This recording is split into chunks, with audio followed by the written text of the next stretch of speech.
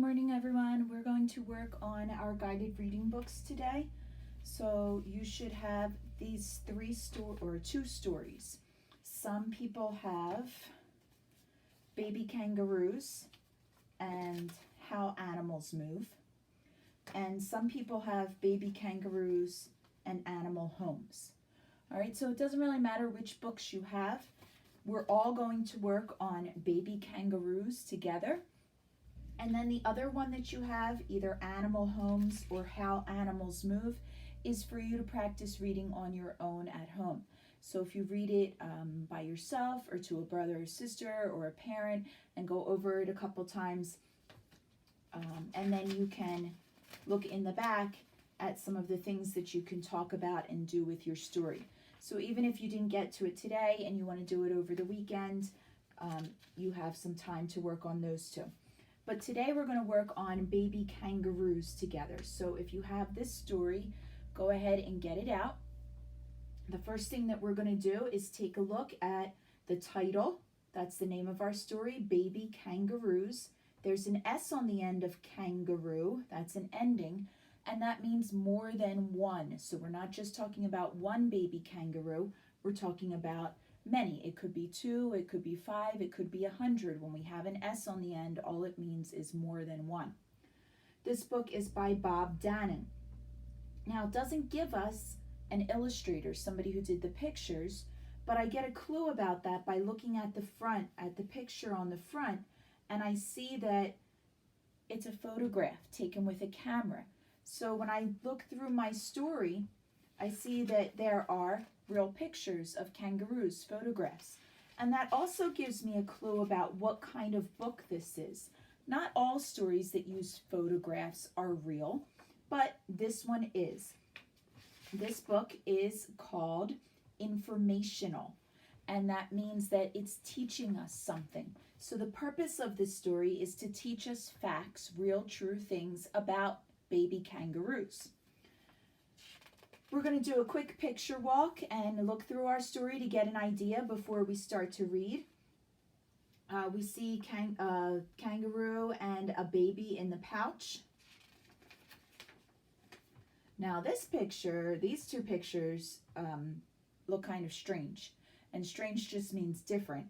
Doesn't look like a kangaroo at all. So we see this might be eyes, but they're kind of closed. There's no fur or hair on this body. In fact, we can kind of see through the skin, and it looks to be very, very small. So in these two pictures, and then in this picture over here, there's still no hair or fur, but we can see a little bit more. There's ears, and it looks like we can see where the eyes and nose and mouth are. So that gives us an idea that we might hear a little bit about how the kangaroo grows. And as we keep going, we see a kangaroo getting bigger, and then we see some different sizes here of the kangaroos moving. Here we can see a mom and a baby kangaroo together. Here we see a whole bunch of kangaroos. We might be getting some information about how they live. Do they live in a group? Do they stay with their moms? Do they help take care of each other?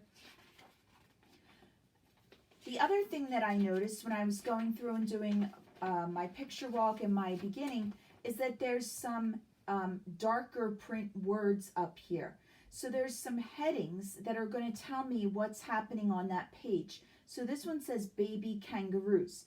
That's not a sentence. It's not a complete thought. So that gives me an idea that this is a heading. It tells me that on this page or in this part of our story, I'm just going to be hearing about baby kangaroos. Over here it says the first few months. So when the baby kangaroo is born in the first few months, this page will tell us about it. Leaving the pouch. So I get an idea that this part will tell me what it's like when the baby kangaroo leaves its mom's pouch. Learning how to hop. This part will tell us how the kangaroo learns to hop. Growing up. This part will tell us how the kangaroo behaves and what it does when it grows up. So we have some text features here for to help us learn about the story. We see photographs taken with a camera. We see headings that tell us about what's in our story. And we know that this is informational. That means that it is teaching us something. So let's go ahead. I'm going to read. You can go through and follow along with me while I read and look at your story. Baby Kangaroos. Kangaroos live in Australia. Every mother kangaroo has a pouch. The pouch is like a pocket on her body. A baby kangaroo stays inside its mother's pouch for the first few months of its life. Baby kangaroos. A young kangaroo is called a joey. A joey crawls right into its mother's pouch after it is born. The joey cannot see or hear. It is as small as a fingernail. So this picture shows us what the baby kangaroo looks like right after it's born. So it crawls into its mother's pouch. That's kind of like a little pocket of skin that the mom has. And it's only as big as a fingernail. So think about one of your fingernails. Or maybe if you have that ruler that we've been using in math, that would be just about an inch. So maybe 1 inch on your ruler is how big that baby kangaroo is. So it has ears and eyes that are still growing. It cannot see or hear yet because its ears and eyes are not developed yet. And then over here, the first few months, the pouch protects the joey. It keeps the joey warm and cozy. The joey grows inside the pouch. After a few months, it has ears, legs, and fur. So while it's growing, its body changes and it looks more and more like what we think a kangaroo looks like. Its ears get bigger, its tail gets longer, its legs grow stronger. Leaving the pouch. When the joey gets bigger, it begins to move around. After 6 to 8 months, the joey can leave the pouch for a few minutes. Then it climbs back into the pouch. So it's just learning about the world around it. It can get out of the pouch, maybe hops around a little bit, but always stays right near mom. And then it gets right back into the pouch. Learning how to hop. The joey keeps growing. The joey follows its mother. It learns to hop. So there are other kangaroos around, and that's how the baby animals learn. They learn by watching their mother and watching other animals. The joey returns to the pouch when it gets scared or wants to rest. Sometimes a mother kangaroo has another baby. Then the big joey shares the pouch with its tiny brother or sister. Growing up. A joey drinks milk from its mother's pouch until it is about a year old. Then the big joey can find its own food. It is now as big as an adult. Some girl kangaroos stay with their mothers. When they have joeys of their own, the big family lives together. Most boy kangaroos leave their mothers. They look for other kangaroos. They start a new family. So we are going to look at the back here, and I wrote this up on the board. You have a little picture of it down here. It asks us, how does a mother kangaroo's pouch help her joey? So we are going to use that as our main idea. A mother kangaroo's pouch helps her joey. These 3 boxes all lead down to this one idea. So what we're going to do is look back in our story and try to find 3 different ways that the mother's pouch helps the joey. So when I look back at the baby crawling into the pouch, remember it's only about an inch big, very, very small. So if this baby were outside of the mother's pouch on its own, it could very easily get lost or stepped on, and also it cannot see or hear or do anything on its own. So it tells us the pouch protects the joey. It keeps the joey warm and cozy. So we can write this down as one of our ideas. So we can say, when we start our sentence, we start with a capital letter. The pouch protects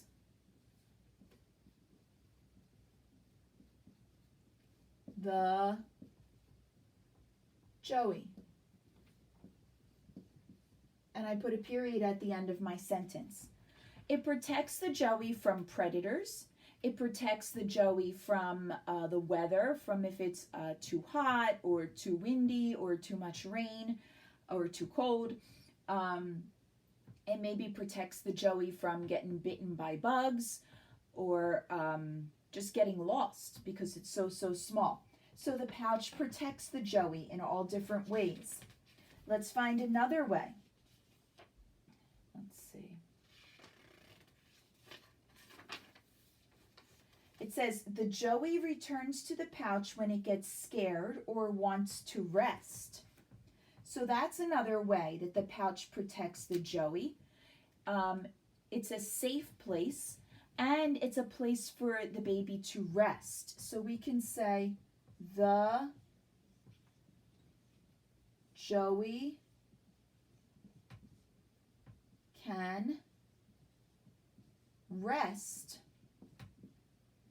in the pouch.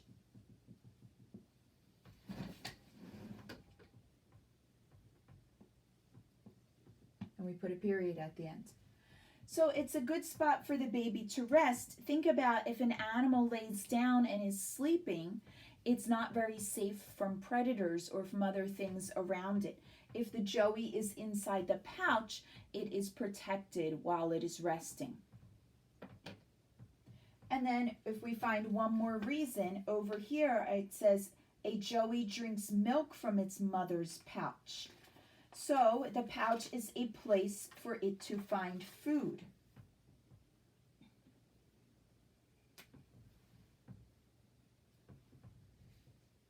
So we can write that down. I'm going to stand up over it and hold this so you can see it.